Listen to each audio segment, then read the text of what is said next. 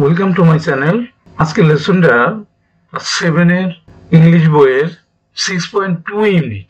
দেখো কি বললো, time to know some new words. এসো নতুন কিছু শিখি। Read the words in column A and their meanings in column B in pairs or groups. Then ask another group or pair the meaning of each word to check if you understood.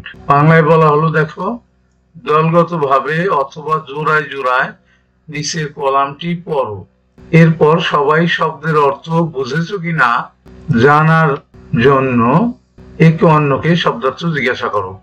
দেখো চিত্রটা, এখানে একটা ছোট হরিণ, এখানে word দেওয়া আছে, তার সাথে মিনিংটা কিন্তু দেওয়া আছে। দেখো ওয়ার্ড এর সাথে মিনিংটা তোমার চেনার সুবিধার্থে। এখানে দেওয়া হলো অ্যান্টিলপ, মৃগ হরিণ, আর মিনিংটা কি দেওয়া হলো দেখো, a swift running deer like animal, deer like animal, অর্থাৎ যে এই হরিণটা দ্রুত দৌড়াতে পারে সেই হরিণটার কথা বলা হলো। এরপরে বলা হলো রুমিনেন্ট। রুমিনেন্ট হলো জাবর কাটা। an animal that brings back food from its stomach and chews it again like a cow. গাভীর মতো এটা পেটের মধ্যে থেকে খাবারটা মুখে এনে আবার চর্বণ করে, সেটাই রুমিনেন্ট। এরপর দেখো একটা গাভীর চিত্র আমরা দেখতে পাচ্ছি। এরপরে আর একটা চিত্র আমরা দেখতে পাচ্ছি, এটার শিংটা বেশি বোঝাচ্ছে। এখানে দেখো একটা শব্দ বলা হলো ইউরেশিয়া।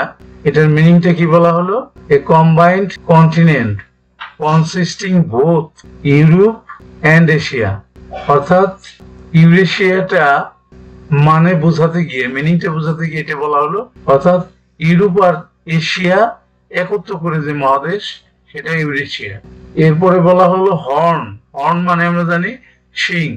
মিনিংটা কি বলা হলো, ওয়ান অফ দা হেড বোন, মাথার একটা হাড় বা বোনি গ্রোথ, হাড়ের যে বৃদ্ধি অন দা হেড, মাথার উপরে, অফ অ্যান অ্যানিম্যাল, একটা জন্তু, সেটাই হলো হর্ন। এরপরে ছবিতে আমরা দেখতেছি একটা বাছুর, কাফ, গাভীর বাছুর, এটা কাফ বাছুর, এটা বেবি অ্যান্টেলোপ অর্থাৎ বাচ্চা হরিণ, মৃগ। এরপরে যে ছবিটা দেওয়া হলো সেটা আমরা দেখতেছি একটা একদল পশুকে আমরা দেখতেছি। এখানে শব্দটা দেওয়া হলো হার্ড। হার্ড মানে দল। মিনিংটা দেওয়া হলো large group of animals of one kind live, একই ধরনের একদল পশু যারা বসবাস করে and move together, এবং একত্র চলাফেরা করে, তারাই হলো হার্ড, মানে একটা দল। এরপরে যে ছবিটা দেওয়া হলো সেটা গাছের ছবি, বীজ থেকে অঙ্কুরোদ্গম হয়ে গাছটা উপরে উঠছে, সেটা আমরা দেখতে পাচ্ছি।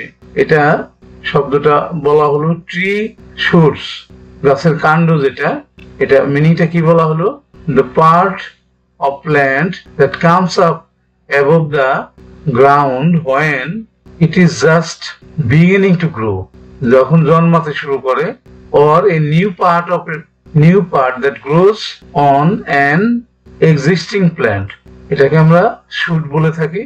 অর্থাৎ বীজ থেকে যে মাটির উপরে যে অংশটা উঠে সেটা আমরা ট্রি শুট বলে থাকি। এরপরে কি হলো, কলাম এ কলাম বি, দুইটা কলাম দেওয়া হলো। এখান থেকে অবশ্যই মেসিং এর কথাটা বলা হলো। মেসিংটা প্রথমে কি বলা হলো, সাব স্পেসিস, অর্থাৎ অর্থটা আমরা জানি উপপ্রজাতি। স্পেসিস মানে প্রজাতি, সাব উপপ্রজাতি। তাইলে এটা সাথে আমরা কোনটা নিতে পারি, উপপ্রজাতি, আমরা এটা নিতে পারি। দেখো, one of the types of a particular species, একটা প্রজাতির একটা ধরন, সেটা উপপ্রজাতি। এরপরে দেওয়া হলো এন্ডেঞ্জার্ড, অর্থাৎ বিপজ্জনক করা, এটা দিতে পারি আমরা someone or something is in danger, কেউ বা কিছু যেটা বিপদের মধ্যে আছে সেটা। এরপরে দেওয়া আছে এক্সোটিক, অদ্ভুত। এক্সোটিকটা আমরা আপাতত বাদ রাখলাম। এরপরে আমরা চলে যাই গেজ, অনুমান করা, এটা দিতে পারি to form an opinion without knowing, না জেনে একটা মত গঠন করা, অনুমান করা। এরপরে আছে প্রিডেটরস, শিকারী। এটা দিতে পারি an animal that lives mostly by killing and eating other animals, যে অ্যানিমেলটা অন্য অ্যানিমেলকে মেরে খেয়ে বেঁচে থাকে। এরপর আছে কিউরিয়াস, প্রথমটা দিতে পারি eager to learn or know, কৌতূহলী, জানার আগ্রহ, সেটা কিউরিয়াস। এরপরে আছে ডিটারমাইন, দৃঢ় প্রতিজ্ঞ, এটা দিতে পারি আমরা টু ডিসাইড সামথিং, সিদ্ধান্ত নেওয়া, ডিটারমাইন। এখন বাকি রইল exotic, the process of having babies, এটা এক্সোটিক, সুন্দর হয় না, এটাই আছে, এটাই আমরা দিয়ে দিলাম, কিন্তু এটার মিনিংটা অন্যটা হলে ভালো হইতো, স্ট্রেঞ্জ, আনইউজুয়াল, সেটা এক্সোটিক, অদ্ভুত। তাহলে দেখলে যে আমাদের লেসনটা কিন্তু আজকে শেষ হয়ে গেল। পরবর্তী লেসন দেখার আমন্ত্রণ রইল। See you next.